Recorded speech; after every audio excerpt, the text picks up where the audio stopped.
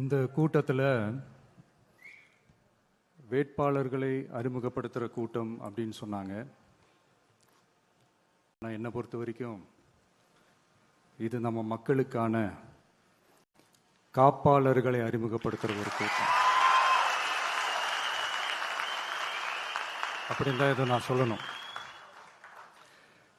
நம்ம கட்சிக்காரங்களுக்கு தேர்தலை ஃபேஸ் பண்ண எக்ஸ்பீரியன்ஸ்லாம் இல்லை அப்படி இப்படின்னு சொல்லுவாங்க.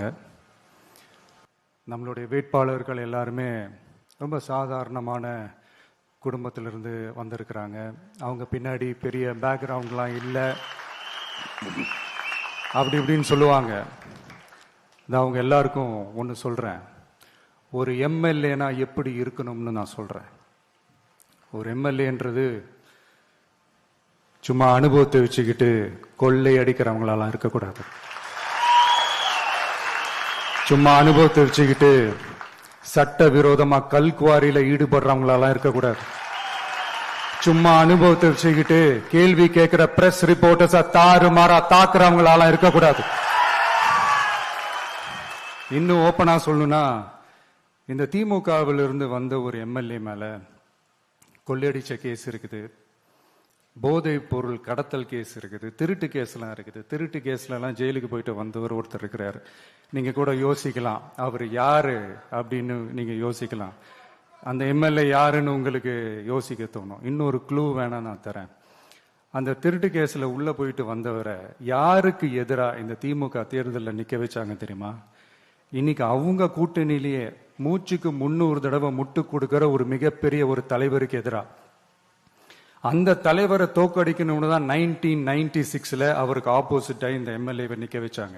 மரியாதை நிமித்தமா அந்த தலைவர் பேருங்க நான் சொல்ல வேணாம்னு நினைக்கிறேன்.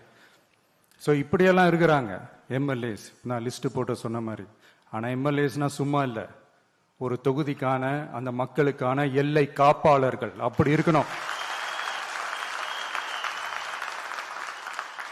களத்துல மக்களோட மக்களா நிக்கிற மாதிரி ஆளுங்களை தான் நான் செலக்ட் பண்ணியிருக்கிறேன். நான் எல்லா இடத்துலையும் எல்லா நேரத்திலையும் ஒரே நேரத்தில் நான் போய் நிற்க முடியாது இல்லையா? அதனால என் சார்பா என்னோட பிரதிநிதிகளா நானே பார்த்து என்னுடைய வேட்பாளர்களை செலக்ட் பண்ணியிருக்கிறேன். நம்மளுடைய அக்கா, நம்மளுடைய தங்கை, நம்மளுடைய அண்ணா, தம்பி அப்படின்னு சொல்லி நம்மளுடைய வேட்பாளர்களை செலக்ட் பண்ணி இன்னைக்கு உங்க முன்னாடி நான் ஒப்படைக்கிறேன். மக்களே, அவங்கள எம்எல்ஏ ஆக்க வேண்டியது உங்களுடைய பொறுப்பு.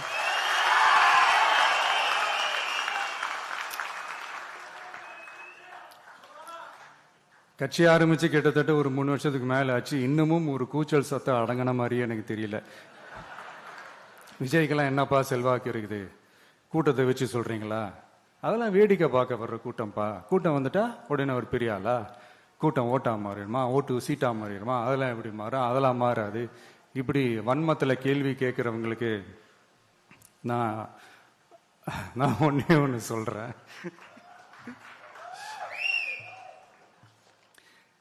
இந்த தேர்தல் எல்லாரும் சொல்ற மாதிரி தேர்தல்லாம் கிடையாது. இது இருமுனை போட்டி மட்டும்தான். மக்கள் கூட்டணியான நமக்கும் ஸ்டாலின் சார் கூட்டணிக்கும் மட்டும்தான் இந்த தேர்தல். அதனப்பா ஸ்டாலின் சார் கூட்டணி பேருனா மக்கள் நல கூட்டணியா? மொத்த பேக்கேஜ் அங்கதானே இருக்குது. ரிசல்ட் என்ன தெரிஞ்சதுனால என்னமோ அவர் அந்த பழைய மக்கள் நல கூட்டணியாவே மாத்திக்கிட்டாரோ என்னமோ எனக்கு தெரியல. உடஞ்ச கிளாஸ ஒட்ட வச்ச மாதிரி, கிழிஞ்ச துணியை தச்சை வச்ச மாதிரி, இது ஒரு ஒட்டு போட்ட ஒரு கூட்டணி, அவ்வளவுதான். அதனால நீங்க ஆல்ரெடி டிசைட் பண்ணி வச்சிருக்கிற மாதிரி உங்களுடைய ஓட்டை சிந்தாம செதறாம நம்மளுடைய டிவிகே வேட்பாளர்களுக்கும் நம்மளுடைய டிவிகே விசில் சின்னத்துக்கும் தயவு செஞ்சு ஓட்டு போட்டு. இப்ப நம்மளுடைய வேட்பாளர்கள் எல்லாரும் நான் சொல்றதை கொஞ்சம் ரிப்பீட் பண்ணுங்க. மக்களுக்காக, மக்கள் பணிக்காக மட்டுமே நான் இந்த தேர்தலில் போட்டியிடுகிறேன். நான் ஜெயிச்சு வந்த பிறகு மக்கள் பணத்தில் ஒரு பைசா கூட தொடமாட்டேன்.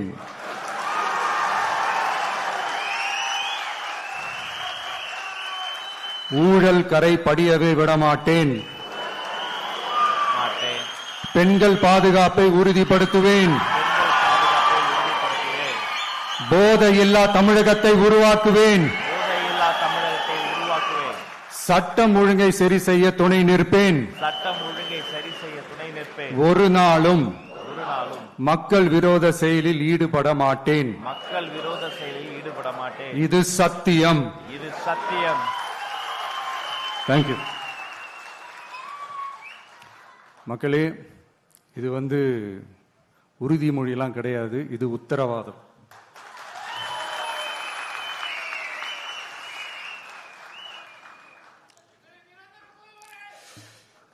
இந்த தேர்தல் பாமரர்களுக்கும் அதிகார மமதை கொண்ட ஒரு குடும்பத்திற்கு சேவகம் செய்யும் அடிமைகளுக்கும் நடக்கிற தேர்தல். ஏழைகளுக்கும் ஏமாற்று பேர்வழிகளுக்கும் நடக்கிற தேர்தல். உழைக்கிற மக்களுக்கும் உழைப்பை சுரண்டவங்களுக்கும் நடக்கிற தேர்தல். நல்லவங்களுக்கும் நாட்டை நாசப்படுத்துறவங்களுக்கும் நடக்கிற தேர்தல். மக்கள் பணத்தை சுரண்டும் ஊழல் லஞ்சத்தை ஒழிக்க வந்தவங்களுக்கும் ஊழல்லையே ஊறி போனவங்களுக்கும் நடக்கிற தேர்தல்.